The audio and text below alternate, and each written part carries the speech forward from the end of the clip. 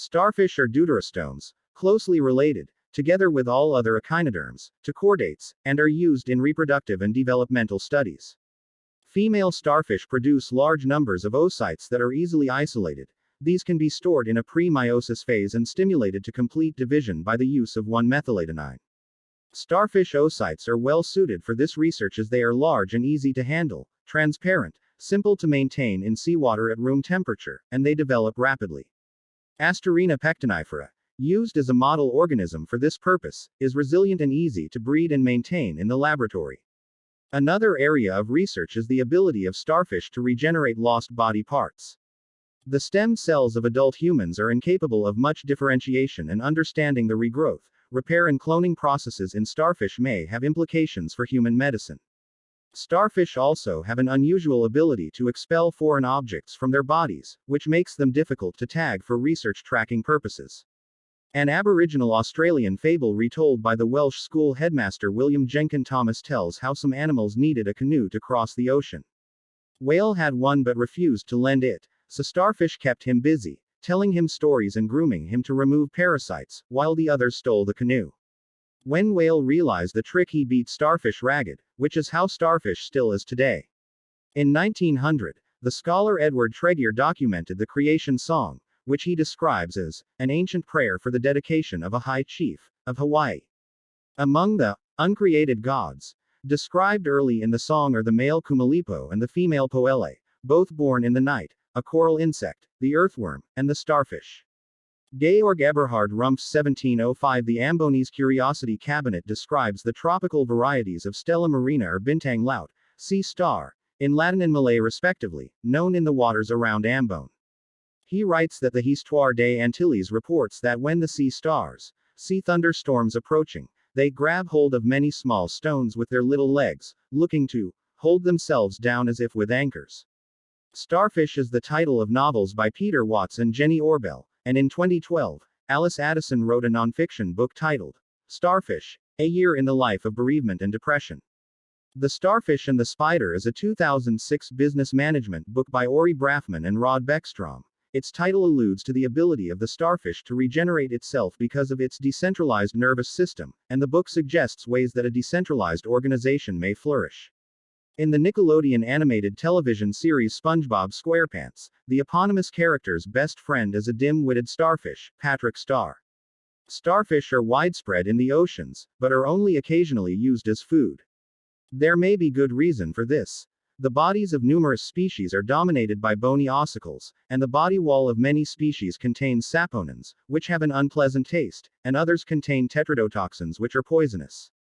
Some species that prey on bivalve mollusks can transmit paralytic shellfish poisoning. Georg Eberhard Rumpf found few starfish being used for food in the Indonesian archipelago, other than as bait in fish traps, but on the island of Wamobile, the people cut them up, squeeze out the black blood, and cook them with sour tamarind leaves. After resting the pieces for a day or two, they remove the outer skin and cook them in coconut milk. Starfish are sometimes eaten in China, Japan, and in Micronesia. Starfish are in some cases taken from their habitat and sold to tourists as souvenirs, ornaments, curios, or for display in aquariums. In particular, Oryster reticulatus, with its easily accessed habitat and conspicuous coloration, is widely collected in the Caribbean. In the early to mid-20th century, this species was common along the coasts of the West Indies, but collection and trade have severely reduced its numbers. In the state of Florida, O. reticulatus is listed as endangered and its collection is illegal. Nevertheless, it is still sold throughout its range and beyond. A similar phenomenon exists in the Indo-Pacific for species such as Protoryster nodosus. With its multiple arms, the starfish provides a popular metaphor for computer networks, companies, and software tools. It is also the name of a seabed imaging system and company. Starfish are star-shaped echinoderms belonging to the class Asteroidea. Common usage frequently finds these names being also applied to ophiuroids, which are correctly referred to as brittle stars or basket stars. Starfish are also known as asteroids due to being in the class Asteroidea. About 1,900 species of starfish occur on the seabed in all the world's oceans, from warm, tropical zones to frigid, polar regions. They are found from the intertidal zone down to abyssal depths, at 6,000 meters below the surface. Starfish are marine invertebrates. They typically have a central disc and usually 5 arms, though some species have a larger number of arms. The abral or upper surface may be smooth, granular or spiny, and is covered with overlapping plates. Many species are brightly colored in various shades of red or orange, while others are blue, gray or brown. Starfish have tube feet operated by a hydraulic system and a mouth at the center of the oral or lower surface. They are opportunistic feeders and are mostly predators on benthic invertebrates. Several species have specialized feeding behaviors, including aversion of their stomachs and suspension feeding. They have complex life cycles and can reproduce both sexually and asexually. Most can regenerate damaged parts or lost arms, and they can shed arms as a means of defense. The asteroidea occupy several significant ecological roles. Starfish, such as the ochre sea star and the reef sea star, have become widely known as examples of the keystone species concept in ecology. The tropical crown of thorns starfish is a voracious predator of coral throughout the Indo-Pacific region, and the northern Pacific sea star is considered to be one of the world's 100 worst invasive species. The fossil record for starfish is ancient, dating back to the Ordovician around 450 million years ago, but it is rather sparse, as starfish tend to disintegrate after death. Only the ossicles and spines of the animal are likely to be preserved, making remains hard to locate. With their appealing symmetrical shape, starfish have played a part in literature, legend, design, and popular culture.